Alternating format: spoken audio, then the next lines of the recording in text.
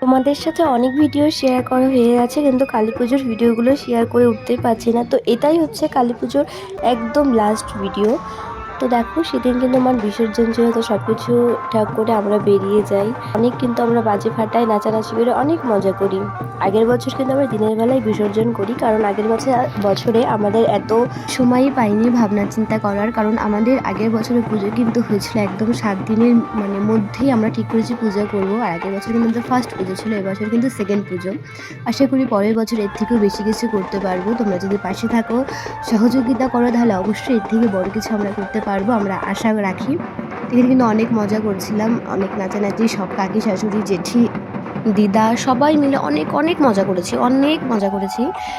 তো তারপরে দেখো মায়ের একদম বিদায়বেলা চলে আসলো। সত্যি এই জিনিসটা দেখে মনটা ভীষণ খারাপ হয়ে যায়।